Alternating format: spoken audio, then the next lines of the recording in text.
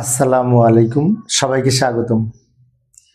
প্রিয় শিক্ষার্থী বন্ধুরা, আজকে আমি যে এইচএসসি হিসাব বিজ্ঞান প্রথম পত্রের দশম অধ্যায়ের একতরফা দাখিলা পদ্ধতি সম্পর্কিত দশম অধ্যায়ের সবার শেষের যে অধ্যায়টি, অর্থাৎ ফার্স্ট পার্টের সবার শেষের যে অধ্যায়, সেটা হচ্ছে একতরফা দাখিলা পদ্ধতি। তো এইখানে সম্মিলিত বোর্ড 2018 সালে সৃজনশীল প্রশ্ন এসেছিল, যেটি একতরফা দাখিলা পদ্ধতিতে, ওই প্রশ্নটির সমাধানের চেষ্টা করব। এবং অনেক শিক্ষার্থী মনে হতে পারে সম্মিলিত বোর্ড নামে তো কোনো বোর্ড নাই।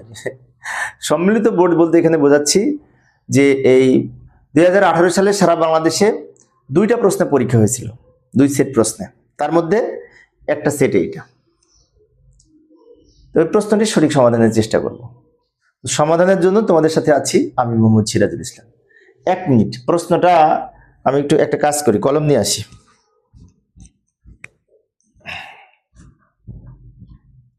আচ্ছা, এবার আমি সমাধান করাবো। তো সমাধানের জন্য তোমাদের সাথে আছে আমি, মোহাম্মদ সিরাজুল ইসলাম। চলো শুরু করা যাক। এই যে প্রশ্নটা তোমাদের সামনে আমি উপস্থাপন করেছি, দারুণ একটি প্রশ্ন। কিছু শিক্ষার্থী আমাকে প্রশ্নটি সমাধানের জন্য অনুরোধ করেছিল, সেজন্য আজকের এই ক্লাসটি নেওয়া। এই যে রাজশাহী, কিছুক্ষণ আগে বলছিলাম না সম্মিলিত বোর্ড, সম্মিলিত বোর্ড আমি সংক্ষেপে লিখেছি।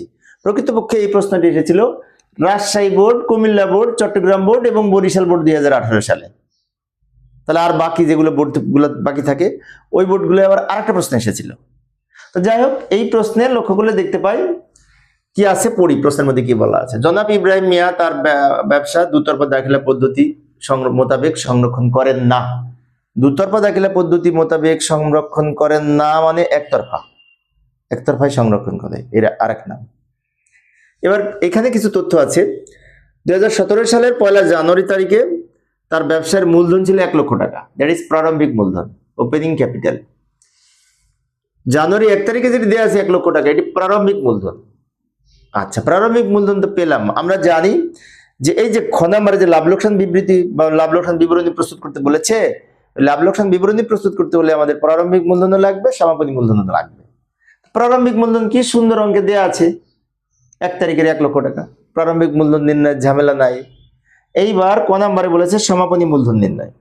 সমাপনী মূলধন নির্ণয় করতে হয় সমাপনী সম্পদ এবং সমাপনী দায়ের পার্থক্য নির্ণয়ের মাধ্যমে।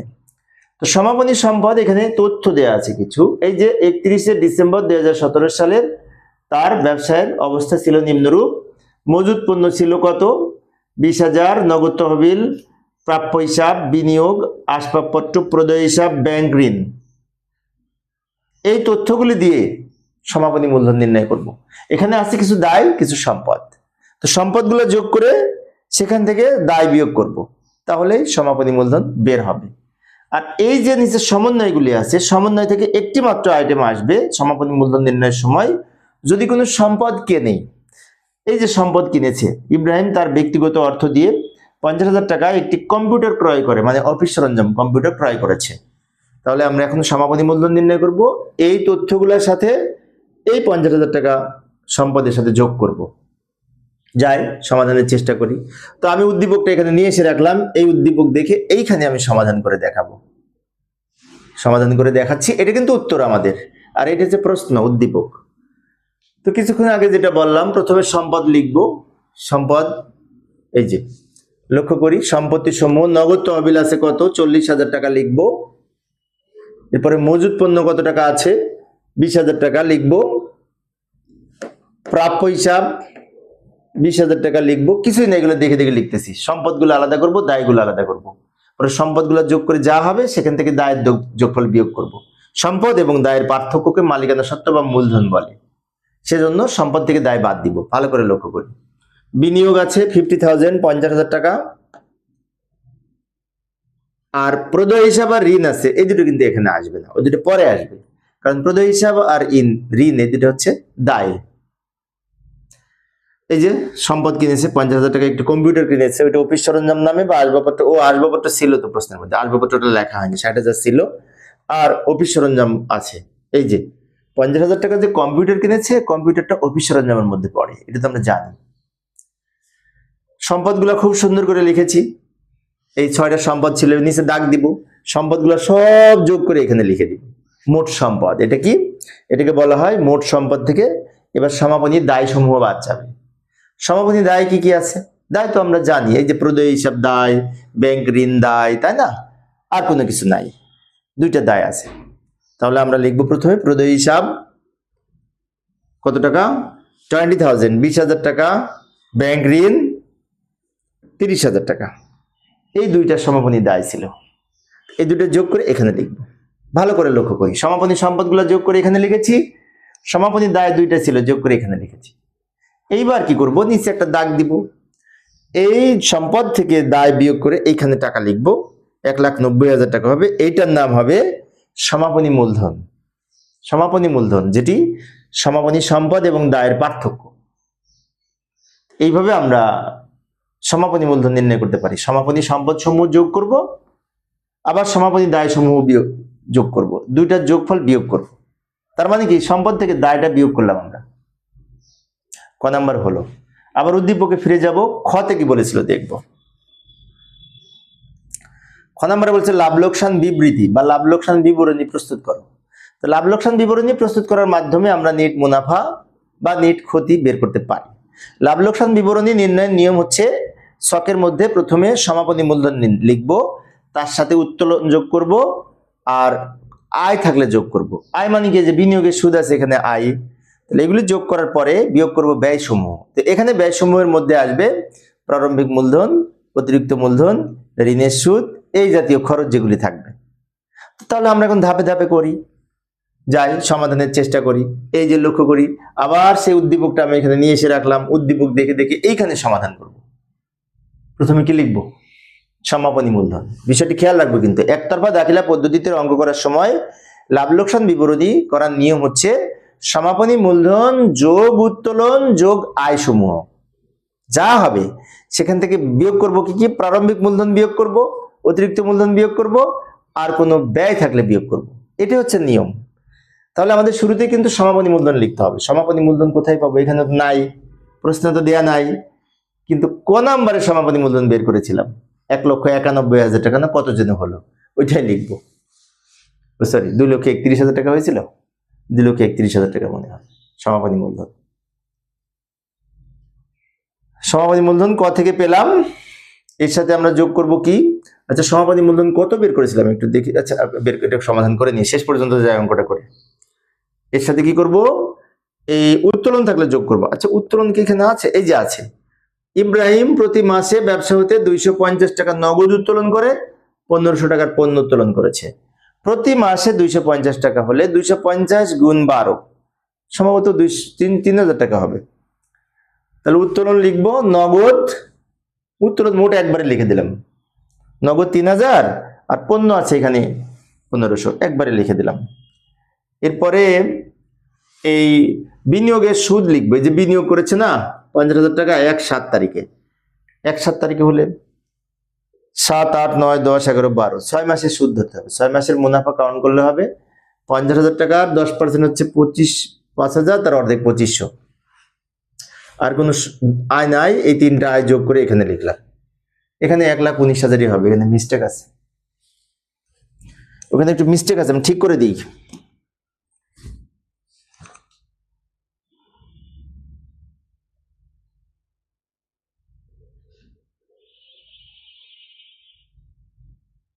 $1,90,000, এটা একটু মিস্টেক আছে।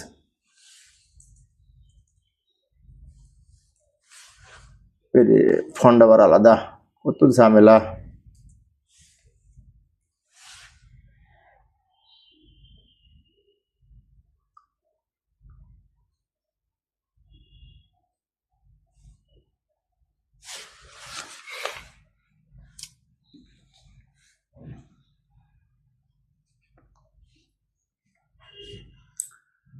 তো লাভ লোকসান বিবরণীতে প্রথমে আমরা সমাপনী মূলধন লিখবো। সমাপনী মূলধনটা হচ্ছে আমরা ক নাম্বারে বের করেছিলাম, 1,90,000। এর সাথে উত্তোলন যোগ করব, অঙ্কে আজ থাকলে, এই যে এখানে উত্তোলন আছে। ইব্রাহিম প্রতি মাসে 250 টাকা উত্তোলন করে নগদ। এক মাসে 250 টাকা হলে 250-কে যদি আমরা 12 দিয়ে গুণ করি, 250 × 12, 3,000 টাকা। তাহলে আমাদের এই নগদ উত্তোলন 3000 টাকা, আর পণ্য উত্তোলন করেছে আবার 1500 টাকা। তাহলে মোট উত্তোলন আমরা একবারে লিখে দিতে পারি। আচ্ছা, এবার আমরা কি করব, এই বিনিয়োগের সুদ লিখব, এই সব যোগ করে এখানে লিখব। কত হবে যোগ করলে? 5 5 10 এর শূন্য হাতে থাকে 1 1 10 17, হ্যাঁ 1,97,000। এখান থেকে বিয়োগ করব। একতরফা দাখিলা পদ্ধতিতে লাভ লোকসান বিবরণী প্রস্তুতের নিয়ম হচ্ছে, প্রথমে সমাপনী মূলধন, উত্তোলনের সুদ, বিনিয়োগের সুদ এরকম যদি থাকে তাহলে সে আয়গুলি যোগ করব, যোগ করে যা হবে সেখান থেকে অতিরিক্ত মূলধন বিয়োগ করব, তারপর হচ্ছে কি যে প্রারম্ভিক মূলধন বিয়োগ করব, কোনো ব্যয় থাকলে বিয়োগ করব। তো এই যে আমি ধাপে ধাপে করতেছি। প্রথমে প্রারম্ভিক মূলধন লিখবো। প্রারম্ভিক মূলধন কিন্তু প্রশ্নে দেওয়া ছিল, এই যে 1 লাখ প্রশ্নে দেওয়া আছে। অতিরিক্ত মূলধন, এই যে অতিরিক্ত মূলধন নিয়ে এসে কম্পিউটার কিনেছে 50,000 টাকা, নিজের টাকা দিয়ে কিনেছে, বাড়ি থেকে টাকা নিয়ে এসে, তাই এটা অতিরিক্ত মূলধন। এরপরে এই 2000 টাকা আদায়যোগ্য নয়, তার অনাদায়ী পাওনা 2000 টাকা, এই যে প্রশ্নে বলা আছে 2000 টাকা আদায়যোগ্য নয় মানে এটা অনাদায়ী পাওনা। আরেকটা আছে যে ব্যাংক ঋণের সুদ হবে। ব্যাংক ঋণের সুদের কাছে 1/4 আছে। 1/4 মানে কি? 4 5 6 7 8 9 10 11 12, 9 মাসের সুদ কাউন্ট করতে হবে। তো 30,000 টাকার 5% হিসাব করে যা হয় তাকে গুণ 9 ভাগ 12 দিলে ঋণের সুদ হবে আমাদের 1125 টাকা। তার কিছু আমাদের ব্যয় নাই। এবার এখানে দাগ দিব, দাগ দিয়ে এগুলো যোগ করে এখানে লিখব। এবার এইটা থেকে এইটা বিয়োগ করে নিচে লিখব, ডাবল দাগ দিয়ে। এটা হচ্ছে নিট মুনাফা, অর্থাৎ সমাপনী মূলধন, উত্তোলন আর সুদ, বিনিয়োগের সুদ যোগ করে এখানে লিখেছি, এই তিনটা যোগ হবে, আর এই ব্যয়গুলো যোগ করে এখানে লিখেছি। এটা থেকে এটা বিয়োগ করে আমাদের নিট মুনাফা হলো এই টাকাটা। এটা হচ্ছে আমাদের খ নাম্বারের উত্তর, লাভ লোকসান বিবরণী। এবার গ নাম্বারে বলেছে বৈষয়িক বিবৃতি প্রস্তুত করা। আচ্ছা, বৈষয়িক বিবৃতিটা আর্থিক অবস্থার বিবরণী আকারে লেখা যায়, আধুনিক নাম আর্থিক অবস্থার বিবরণী। এখন যদি আসে পরীক্ষায়, এটা তো 2017 সালের প্রশ্ন, 2018 সালের প্রশ্ন, এখন যদি আসে তাহলে লাভ লোকসান বিবরণী নির্ণয় করতে বলবে, লাভ লোকসান বিবৃতি বলবে না। আবার বৈষয়িক বিবৃতির পরিবর্তে আর্থিক অবস্থার বিবরণীও প্রস্তুত করতে বলতে পারে। তাই আমরা আর্থিক অবস্থার বিবরণী করে শিখবো। আর্থিক অবস্থার বিবরণীতে প্রথমে সম্পদ লিখবো। সম্পদ সমূহ কি কি আছে? এই যে নগদ তহবিল আছে কত টাকা? 40,000 টাকা। এসে এইগুলো থেকে দেখেই লিখবো।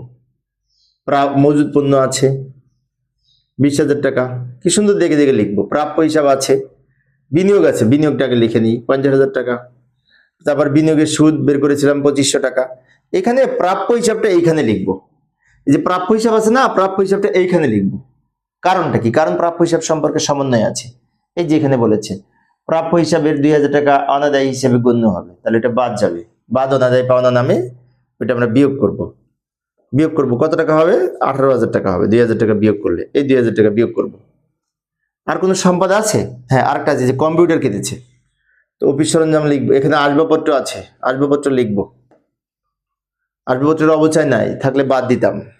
অফিস সরঞ্জাম লিখবো। অফিস সরঞ্জাম মানে কি? যে কম্পিউটার কিনেছে ওইটা অফিস সরঞ্জাম। এগুলো হচ্ছে সম্পদ। কোনো কিছু না, এটা দেখে দেখে লিখলাম। এই যে মজুদ পণ্য, প্রাপ্য হিসাব, নগদ তহবিল সব দেখে দেখে লিখলাম। শুধুমাত্র প্রাপ্য হিসাবটা এখানে লিখলাম, কারণ এখানে প্রাপ্য হিসাব সম্পর্কে 2000 টাকা অনাদায়ী গণ্য হবে এই কথাটা বলা ছিল, সেজন্য। এগুলো সব যোগ করলে মোট সম্পদ পাবো। এই যে মোট সম্পদ পাবো।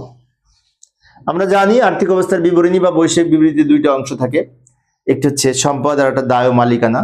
তো সম্পদ পাস হলো, আমরা এখন দায় ও মালিকানা সত্ত্ব পাস নির্ণয় করব। তো এইটা হচ্ছে উদ্দীপক, আর আমরা এখানে উত্তর করতেছি। এটা উত্তর। প্রথমে লিখবো দায়সমূহ। দায়সমূহের মধ্যে কি আছে?